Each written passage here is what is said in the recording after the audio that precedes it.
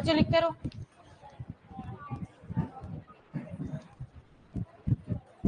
लिखते रहो।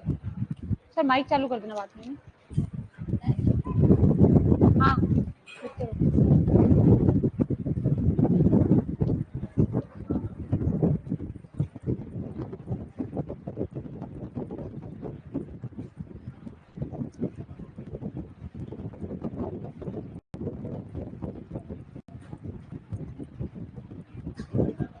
नहीं आवाज नहीं आ रही है, ये यहाँ से चालू है।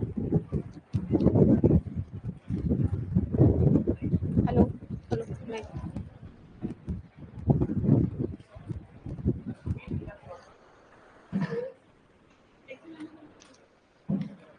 हेलो हाँ बच्चों साथ साथ में लिखना है, फिर समझाती हूँ। हाँ वो कर रहे हैं।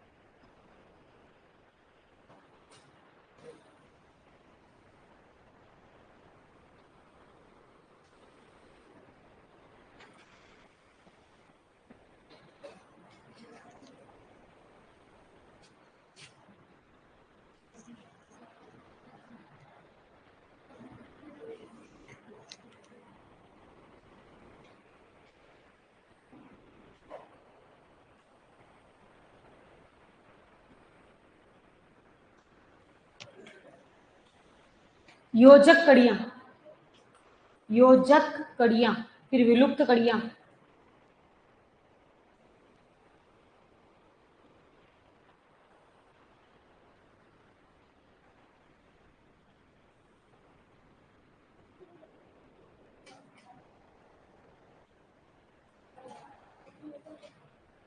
तो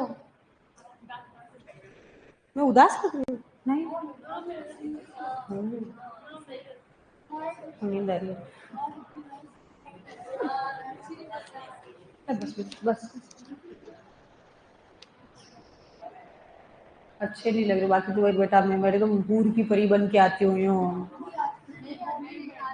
गुड मॉर्निंग अब बोलूंगी, मैं सोच रहा गुड मॉर्निंग बोल के, क्योंकि सर काउंटिंग कर रहे थे ना। मैं गुड मॉर्निंग बोलती, तुम गुड मॉर्निंग बोलते, आधे खड़े हो जाते, सर डिस्टर्ब हो जाते। हाँ जी लिख लिया। चलो अब अपनी क्लास की शुरुआत करते हैं। गुड मॉर्निंग बच्चों। इसीलिए कमेंट सेक्शन में कमेंट आते हैं कि मैडम आप ऑफलाइन बैचेस में खाली लड़कियां ही हैं क्या, खाली उन्हीं की आवाज आती है, छोरे बोलते हैं ऑफलाइन क्लास में। आप दोबारा बोल रही हूँ, और तुम ऐसे मत चिल्लाना कि टीन शेड ही उड़ जाए, ठीक है। चलो ज्यादा नहीं चिल्लाना, मैं यहाँ से चली जाऊंगी क्लास छोड़ के। Good morning. देखा, मेरे को पता था तुम्हारी आदतें ऐसे ही है, इसीलिए तुम हो नहीं उस लायक कि तुमसे गुड मॉर्निंग भी ढंग से किया जाए। ओके बच्चों, आज अपन है ना कार्बनिक विकास के प्रमाण पढ़ रहे हैं। कल अपन ने कार्बनिक विकास पढ़ लिया, जो ये बात सिद्ध करता है कि एक जाति से ही दूसरी जाति की क्या हुई, उत्पत्ति हुई है। डार्विन साहब इसके पुख्ता प्रमाण देके गए कि एक जाति से ही क्या बनी है, दूसरी जाति। इसीलिए आपको याद हो तो जब अपन ने वो पढ़ा था विशिष्ट सृष्टिवाद का सिद्धांत, अपन ने लिखा था कि इसका विरोध डार्विन ने किया, क्योंकि स्पष्ट सॉरी विशिष्ट सृष्टिवाद का सिद्धांत क्या कहता है कि जो भी जीव आज हम देख रहे हैं वो एज इट इज धरती पे आया है ना, और वो सभी जातियां एक साथ आई है।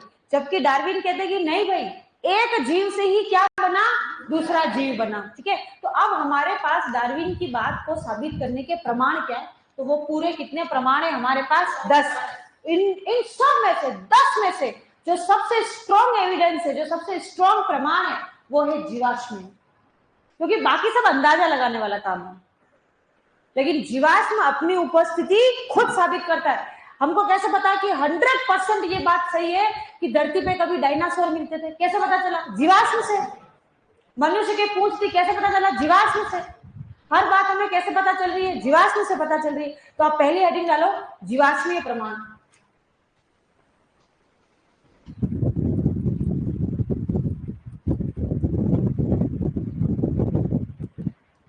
पुरातत्वीय प्रमाण भी कहते हैं इनको।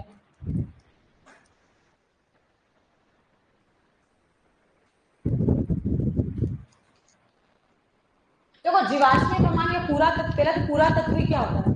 पुरातत्व का मतलब होता है जीवाश्मों का अध्ययन। जीवाश्मों का अध्ययन जो है वो पुरातत्व कहलाता है। फिर आता है कि जीवाश्म क्या होता है? चलो बताओ जीवाश्म क्या होता है? अवशेष। मैं कहूंगी कि चट्टानों में दबे हुए मृत, हजारों वर्ष पहले मिलने वाले मृत जीवों के शरीर के कठोर भाग या कठोर अवशेष। जीव के शरीर का केवल कठोर भाग ही मिलेगा। बताओ कठोर भाग जैसे जैसे हड्डियां, अस्थियां और दांत, बस 2 चीजें मिलती है हमेशा। ठीक है, तो जीवाश्म क्या है?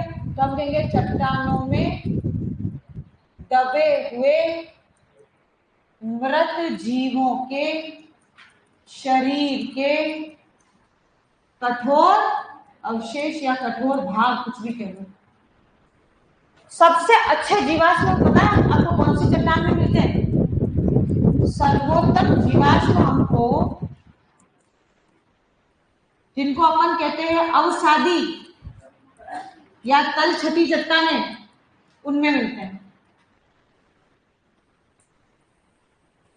ये क्या होता है? सुनो, ये तलछट या अवसादी चट्टान है, लेयर बाई लेयर बनने वाली चट्टान।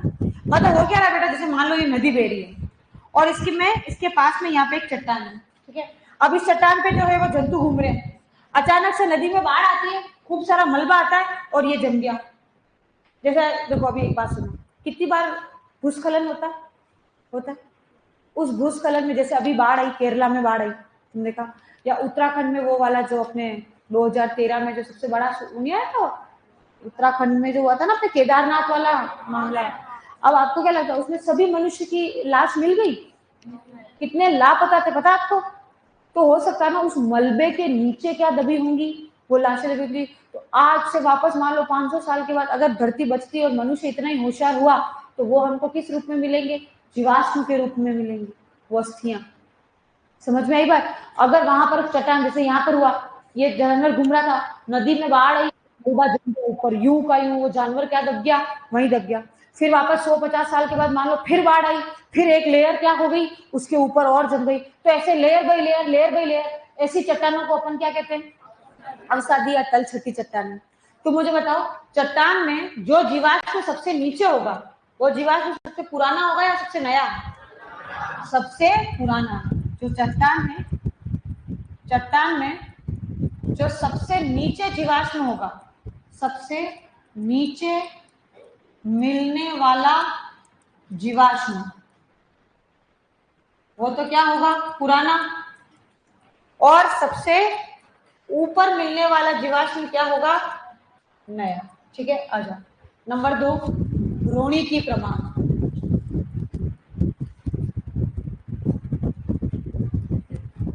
इसका समर्थन किया था हैकल ने।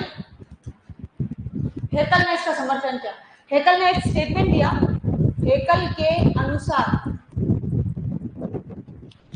ऑन्टोलॉजी, या लाए अपनी हिंदी वाले लिखे एनसीईआरटी में वही दिया। इन्होंने एक स्टेटमेंट दिया, क्या बोला कि प्रत्येक जीव अपनी भ्रूणावस्था में अपने विकास के इतिहास को दोहराता है। क्या बोला इन्होंने कि प्रत्येक जीव अपनी भ्रूणावस्था में अपने विकास के इतिहास को दोहराता है। वो उन स्टेजेस को दोहराता हुआ आएगा जहां से होता हुआ वो आया है। देखो कोडेटा में अंदर सबसे पहले कौन आई? मछली, फिर उभयचर, फिर सरीसृप, पक्षी और मैमल्स। ये सीक्वेंस है। अपन एनिमल किंगडम में भी यही सीक्वेंस पढ़ते हैं, पहले मछली, फिर उभयचर, सरीसृप, पक्षी और मैमल्स, ये सीक्वेंस है। तो हम इन सभी स्टेज को दोहराते हैं। देखो हेकल ने इसका प्रमाण क्या दिया, एक चित्र था 10th में तुमने पढ़ा था उसको, देखो चित्र पहचान जाओगे तुम अभी जैसे मैं लिखूंगी।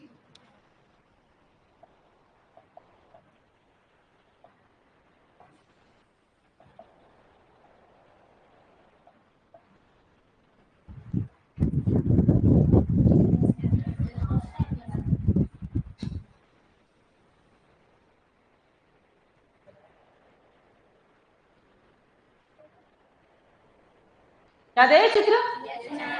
10th में था ये, 10th के अनुसार। जो बच्चे पीछे बैठे उनको अगर नहीं दिखा मैं बता दो, यहाँ फिश लिखा हुआ बेटा, मछली, ये सैलामेंडर, ये लिखा है टर्टल यानी कि कछुआ, ये लिखा है चिकन यानी कि पक्षी, ये हो गया रैबिट यानी कि शेर, खरगोश, पक्का श्योर, एवरी खरगोश। तो लायन मतलब क्या होता है? देखो फिश जो है वो तो पता नहीं फिशिज यानी कि मछली वर्ग को, सैलामेंडर होता है उभयचर, ठीक है, मेंढक कहीं है, टर्टल रेप्टाइल है। टर्टल क्या है? रेप्टाइल यानी कि सरीसृप वर्ग को प्रदर्शित कर रहा है। ये चिकन यानी कि पक्षी, ये अपने जो एवीज है उसको प्रदर्शित कर रहा है। रैबिट जो है वो निम्न मैमल को प्रदर्शित कर रहा है और ह्यूमन जो है वो उच्च मैमल को। अब अगर अपन इनके नाम मतलब मैं छुपा दूं तो क्या अपन जज कर पाएंगे कि मनुष्य का भ्रूण कौन सा है, कि सरीसृप का कौन सा है, कि पक्षी का कौन सा है, कि खरगोश का कौन सा है? आप देखो सारे के सारे अपन को कैसे दिख रहे हैं? एक जैसे, बिल्कुल एक जैसे। और सबसे बड़ी बात, सब भ्रूण के अंदर गिल्स हैं, ये गिल्स, जबकि हमें गिल्स कहाँ चाहिए? हम कौन से पानी में रह रहे हैं? अब उन्हें भ्रूण तो पानी में ही है ना, एमनियोटिक फ्लूइड में रहता है। तो भी अगर भ्रूण एमनियोटिक फ्लूइड में रहता है तो कौन सा वो खुद सांस ले रहा है गिल्स से? उसको तो प्लेसेंटा से मिल रही है सारे O2, उसका तो O2 और CO2 का लेन देना कहां से हो रहा है? प्लेसेंटा से हो रहा है। उसको कहां गिल्स चाहिए? ये गिल्स की उपस्थिति ये दर्शाती है कि हमारे पूर्वज मछलियां थी, हम पहले मछली बने, मछली से क्या बने? उभयचर, उभयचर से क्या बने? सरीसृप। ऐसे फिर आपको मैडम हम पक्षी थे अभी? नहीं बेटा हम पक्षी तो नहीं थे, हम सरीसृप जो थे वो दो भाग में बटे, एक तरफ पक्षियों का विकास हुआ और एक तरफ किसका विकास हुआ? मैमल्स का। इसलिए फिर अपन आगे बढ़े तो फिश और उभयचर ये दोनों समान है, ये अलग हो गए और हम चारों वापस क्या हो गए? सेम। फिर और विकासावस्था आई तो रेप्टाइल और पक्षी कैसे हो गए? एक जैसे, रैबिट और हम एक जैसे दिखने लग गए क्योंकि हम दोनों मैमल्स हैं। अगर इसकी आगे की अवस्था और ली होती ना और बीच में बंदर होता तो फिर रैबिट से हम कम समानता दिखाते और बंदर से हम क्या दिखाते? ज्यादा समानता दिखाते। यानी कि हमने अपनी भ्रूणावस्था में हमारे विकास के इतिहास को दोहराया। समझ में आई बात? ठीक है, चलो इसको एक बार ये लिखो, यहां लिखते हैं अपन क्या कि हेकल के अनुसार प्रत्येक जीव अपनी भ्रूणावस्था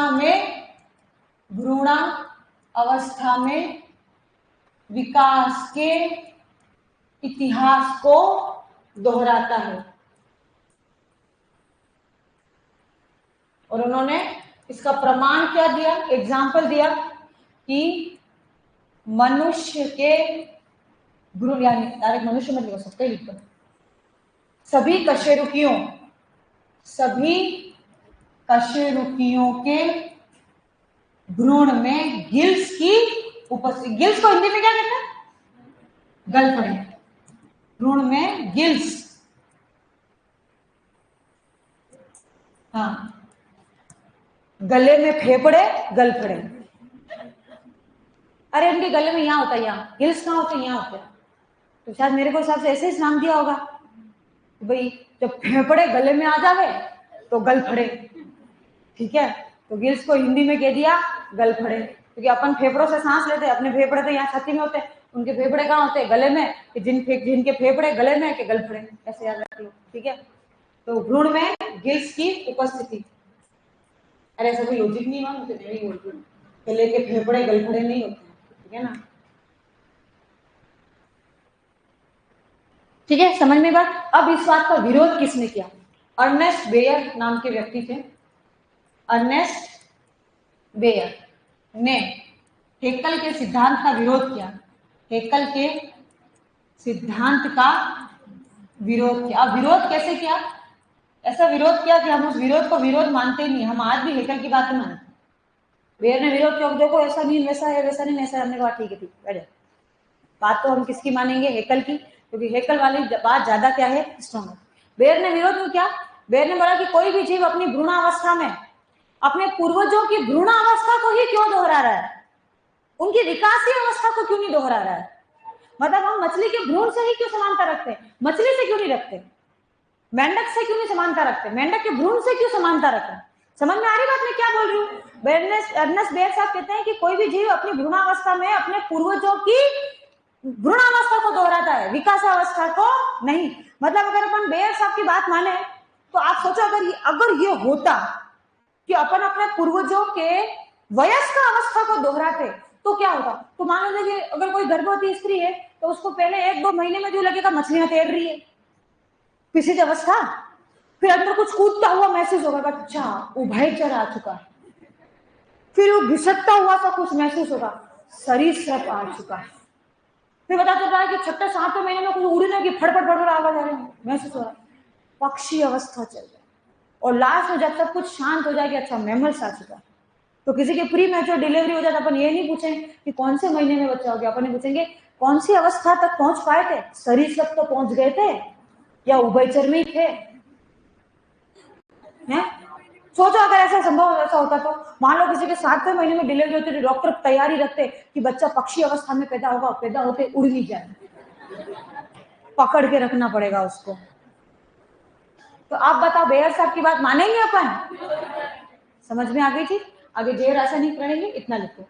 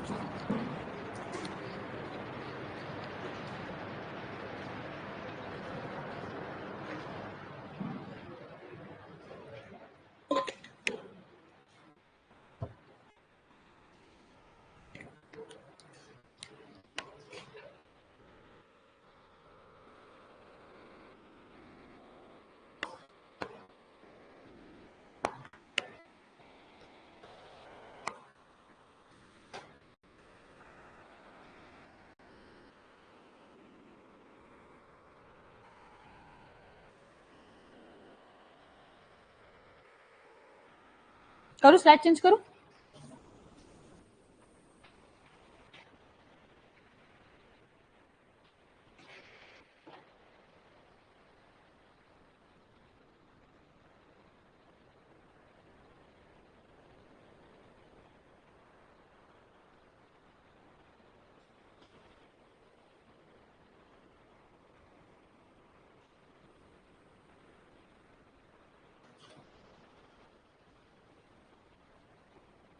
अब किनका बाकी है?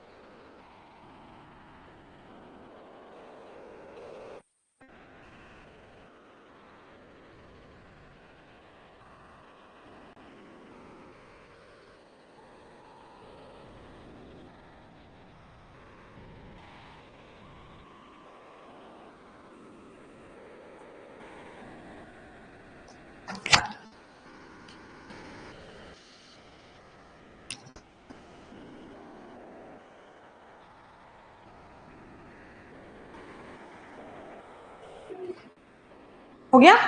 चलो अब अगर तीसरा जैव रासायनिक प्रमाण, वो ऐसे लिखा देते, एक लाइन का ही हो बस। जैव रासायनिक प्रमाण,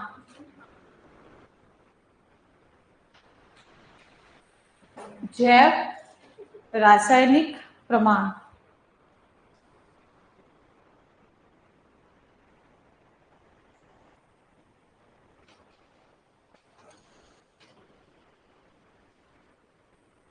देखो बच्चों, एक चीज समझो, एक एंजाइम जानते हो, लाइपेज, लिपिड का पाचन करता है। एमाइलेज स्टार्च का पाचन करता है, या प्रोटीएज जो प्रोटीन का पाचन करता है। क्या ऐसा है बेटा कि लिपिड जो है मनुष्य में तो वसा का पाचन कर रहा है, लेकिन कवक के अंदर वो प्रोटीन का पाचन कर रहा हूं? नहीं। सेम मतलब कोई भी जो एंजाइम है ना हमारे अंदर जो काम कर रहा है ना, वही काम इस दुनिया में मौजूद हर जीव के अंदर कर रहा है। वसा का पाचन अगर लिपिड कर रहा है तो पूरी दुनिया के जीवों में वसा का पाचन जो है वो लिपिड ही लाइपेज ही कर रहा है। समझ में आई है? प्रोटीन का पाचन प्रोटीएज ही कर रहा है। सेम एक तुम एंजाइम तुमने पढ़ा होगा, जेनेटिक कोड पढ़ लिया तुमने? जेनेटिक कोड यूनिवर्सल होती है, सार्वत्रिक। मतलब अगर एयूजी का मतलब मिथ्योनिन है तो पूरी दुनिया के जीवों में एयूजी मिथ्योनिन को ही कोड करेगा, you you you phenyl alanine को ही कोड करेगा। ऐसा नहीं कि हमारे अंदर you you you phenyl alanine को कोड कर रहा है, पादपों के अंदर जो है वो वेलिन को कोड कर रहा है, और किसी के अंदर जो है किसी और को ल्यूसिन या लाइसिन को कोड कर रहा है। ऐसा नहीं होगा। जेनेटिक कोड क्या है? सभी जीवों में क्या चलते हैं? सेम चलते हैं। इसका मतलब ये है कि हम सभी के बेसिक स्ट्रक्चर अगर सेम है, इसका मतलब हम सभी किसी ना किसी उभय पूर्वज से ही क्या हुए हैं? विकसित हुए हैं, है ना? हमने नहीं कहा था पहले एक कोशिका बनी, फिर उस कोशिका से नया जीव, उससे नया जीव, उससे नया जीव। समझ में आ गई जी? तो वो जो ऐसे कहानी कुछ ऐसी है, लिखना नहीं है, समझाने के लिए बोल रही हूँ। इस दुनिया में सबसे पहला जीव कौन सा था? Archie bacteria. पता है तुम्हें? आर्की बैक्टीरिया से जो नॉर्मल बैक्टीरिया थे ना वो बने, और उनसे बने cyanobacteria, blue green algae. ये तीनों जो है ना बेटा, ये तीनों किसके सदस्य हैं? किंगडम मोनेरा के। ये एक कोशिकीय प्रोकैरियोट है। फिर इस मोनेरा से जीव बने कौन? जगत कौन सा बना? प्रोटिस्टा। फिर ये नहीं है कि प्रोटिस्टा से फंजाई बना, बिल्कुल नहीं। प्रोटिस्टा के जीव 3 प्रकार के थे। उसके कुछ सदस्य तो किसमें डेवलप हुए? कुछ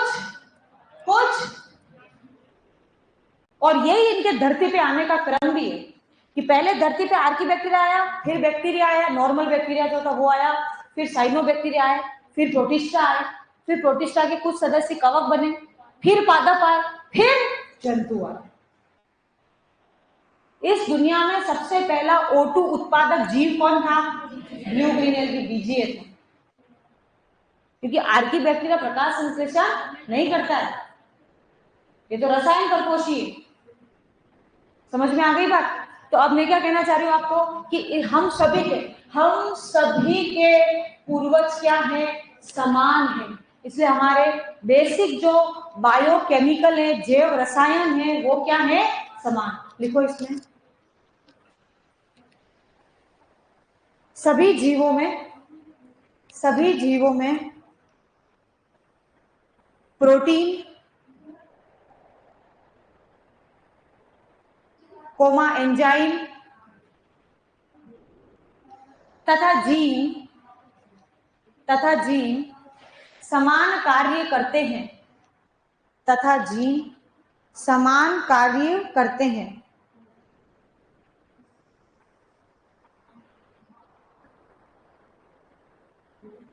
जीन समान कार्य करते हैं। ठीक है, नेक्स्ट देखो। अब कौन सा आ जाएगा चौथे नंबर पे? समजात अंग, होमोलोगस अंग।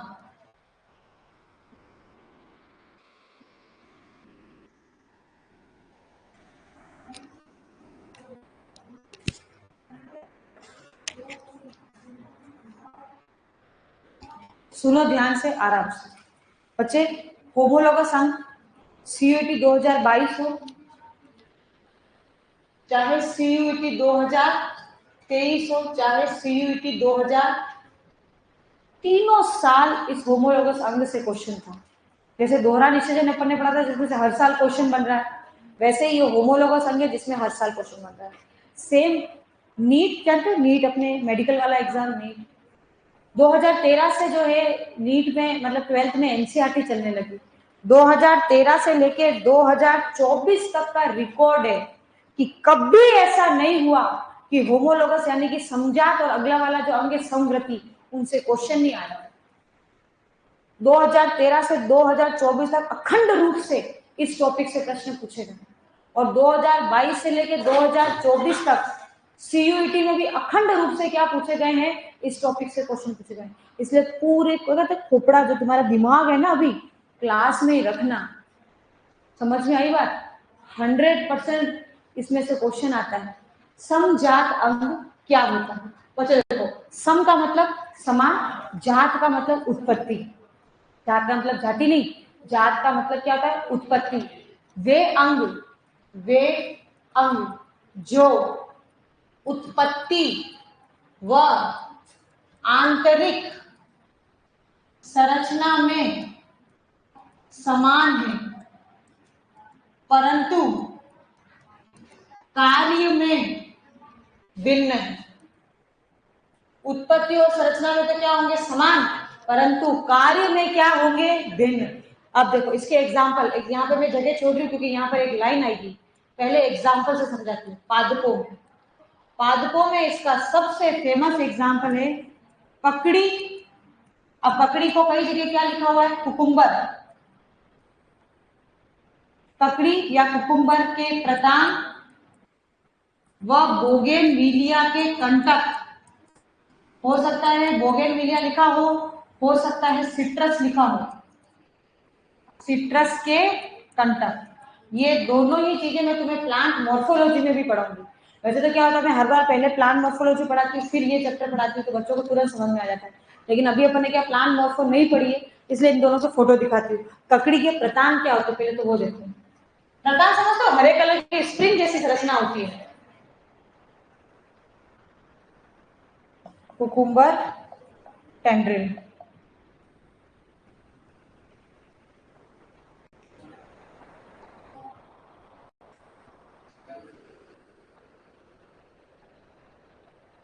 अरे वो वाला फोटो कर दो।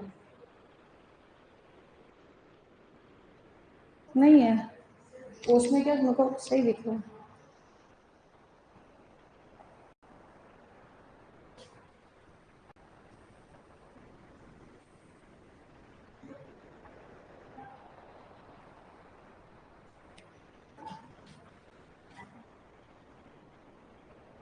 पढ़ाई पकड़ी का प्रकार, ये प्रकार है, ये स्प्रिंग जैसी संरचना दिख रही है कुंडलित, ये प्रतान है।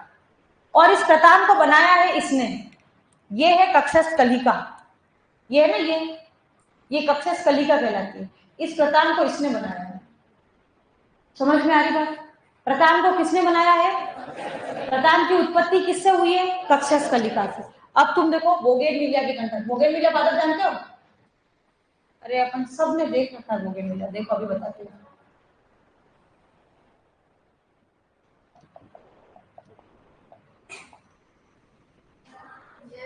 ये पौधा देखा सबने? इसका नाम बोगेनविलिया, ठीक है। अब मेरे को इसके कंटक दिखाने, इसलिए मैं ये वाला फोटो ले रही हूँ इसका।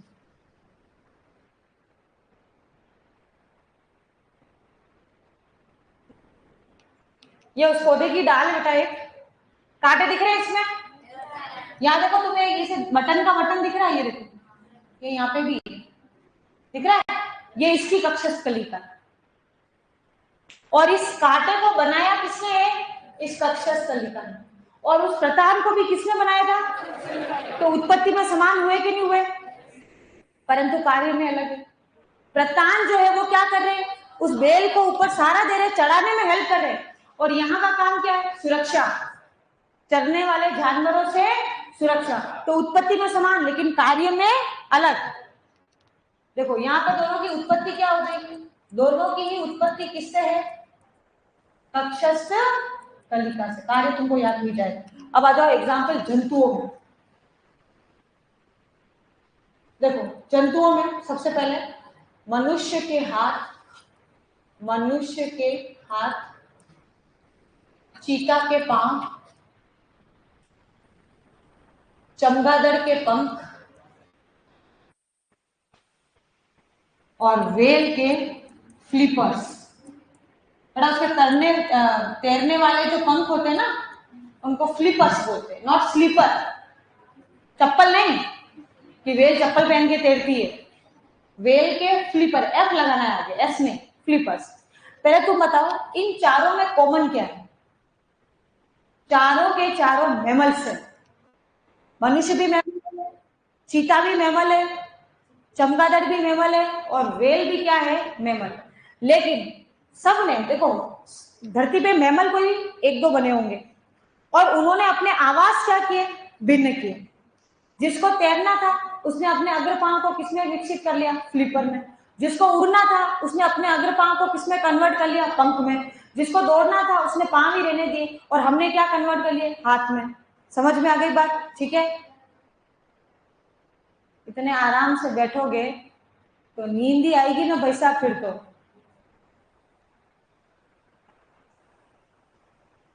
ये चारों के चारों क्या है, मैमल्स हैं, ठीक है।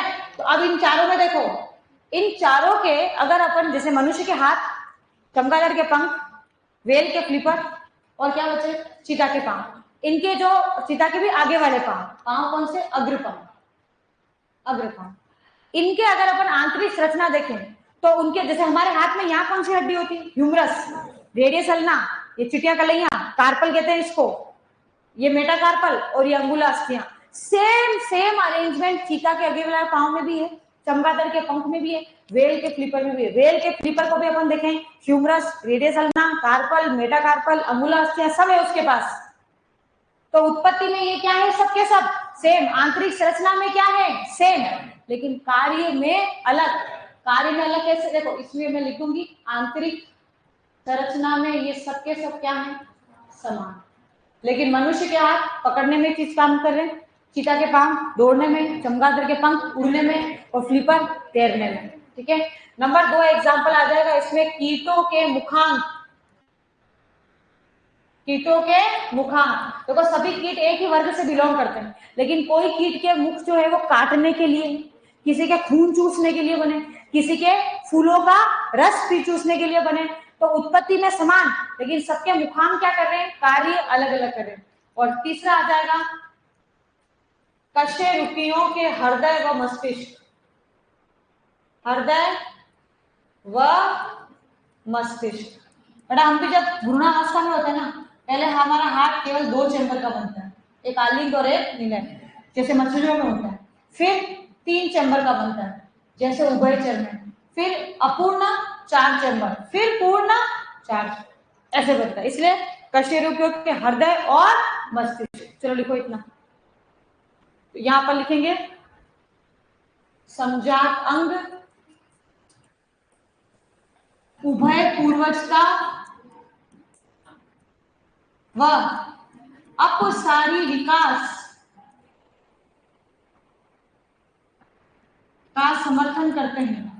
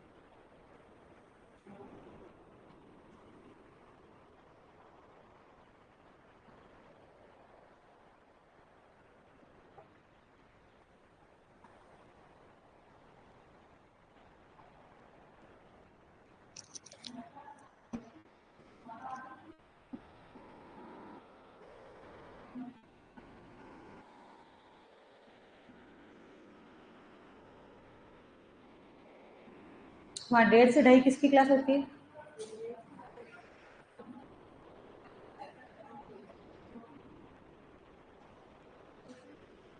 आंखों की सेफ्टी के लिए कौन सा चश्मा यूज करें, वो वेल्डिंग वाले करते हैं, वो बढ़िया है, वो ट्राई करो। काला चश्मा होता है ना, वेल्डिंग वाले ट्राई करते हैं आंखों की सेफ्टी के लिए, वो यूज कर सकते हैं।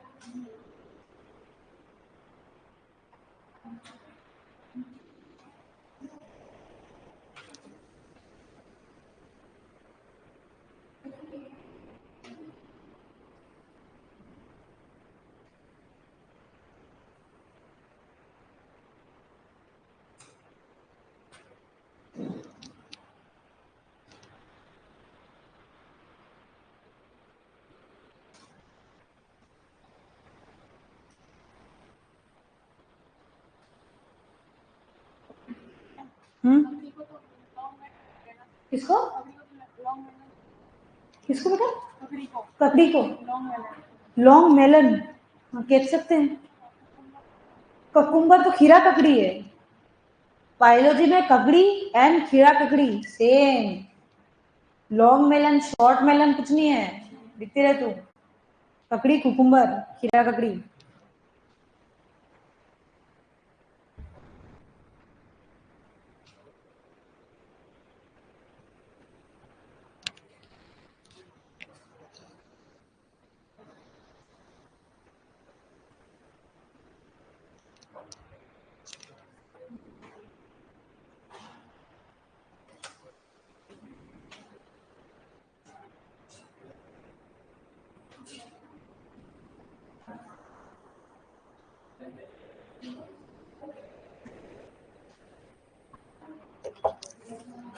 डन।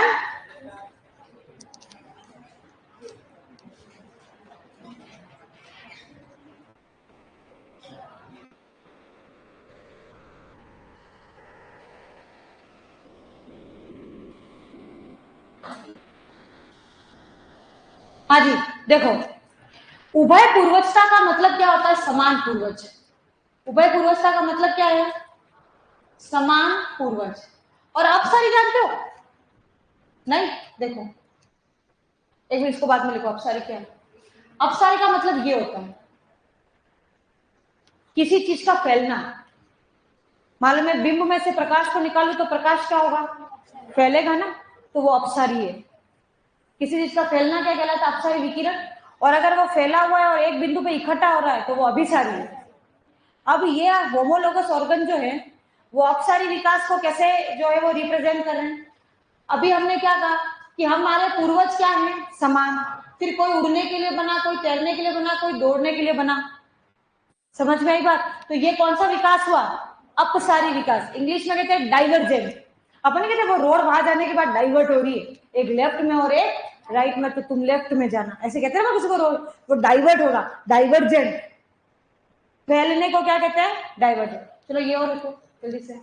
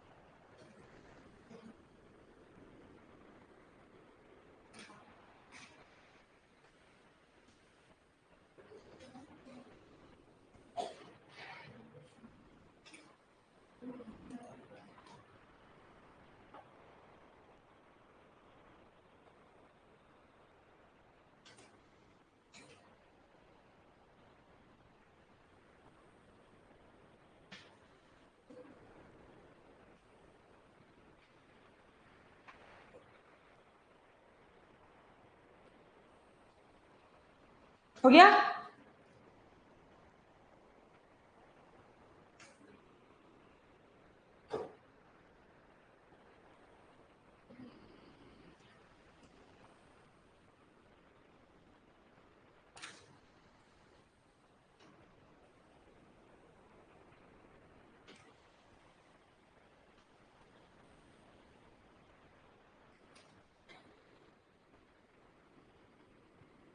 चलो अब डालो समवर्ती अंग। समवर्ती के बहुत सारे नाम है। क्या? चलो लाओ मॉड्यूल दो। अब मैं बोलूंगी और तू बाद में किसी के देख के टिक कर लेना, ठीक है। डीबीपी रहने दे, आज ये इतना हो जाए जो बड़ी बात है।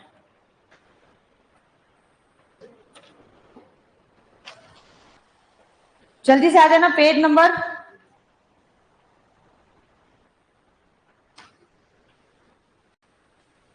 सुनो मेरी बात, कल करते हैं। कल अपने ये प्रमाण कंप्लीट हो जाएंगे ना, तो अपने पास अच्छे क्वेश्चन इकट्ठे हो जाएंगे। कल प्रमाण हो जाएंगे तो प्रमाण के बाद क्या होंगे, अपने क्वेश्चन इकट्ठे हो जाएंगे। बाकी मैं अभी इतना ज्यादा लगवा भी नहीं पाऊंगी, ठीक है। कल करवाती हूँ ये काम। अभी पढ़ते हैं अपन समवृत्ति।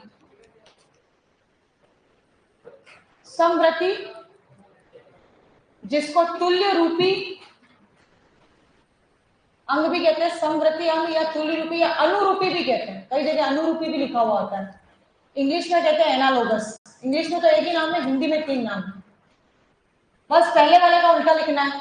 पहले वाले अंग क्या थे, उत्पत्ति में समान परंतु कार्य में असमान। तो ये हो जाएगा अंग जो उत्पत्ति में तो क्या है, भिन्न, परंतु कार्य में क्या है, समान।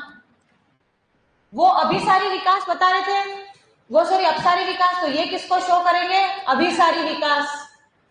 अभिसारी विकास का समर्थन करते हैं। एग्जाम्पल, पादपों में आलू और शकरकंद। आलू व शकरकंद दोनों समान कार्य कर रहे हैं, क्या, भोजन संग्रह, लेकिन उत्पत्ति में अलग है। आलू क्या है, तना या जड़। आलू है तना और शकरकंद क्या है, जड़। अब आ जाओ जंतुओं में। जंतुओं में हो जाएंगे कीट व पक्षी के पंख। दोनों उड़ने का काम कर रहे हैं, लेकिन एक कीट है और दूसरा पक्षी है। तीसरा नेक्स्ट एग्जांपल हो जाएगा ऑक्टोपस व मनुष्य के नेत्र।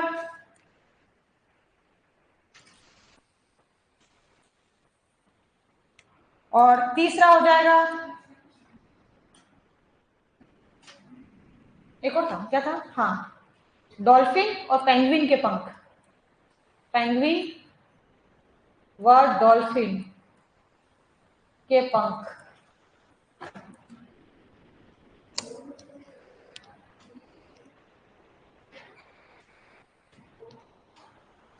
अनुरूपी लिखा है बेटा शुभम, अनुरूपी।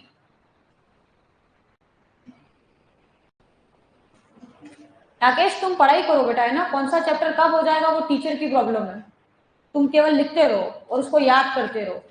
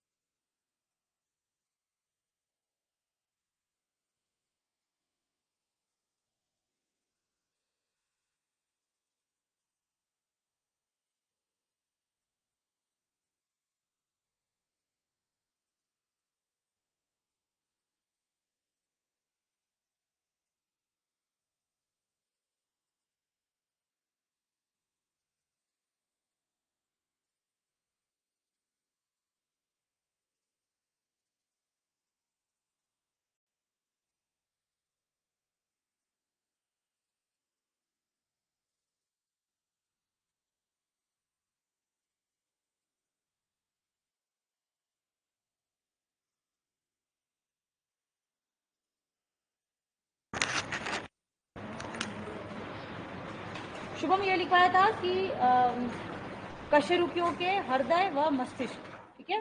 कशेरुकों के हृदय व मस्तिष्क। पादपों के आगे लिखा है आलू व शकरकंद।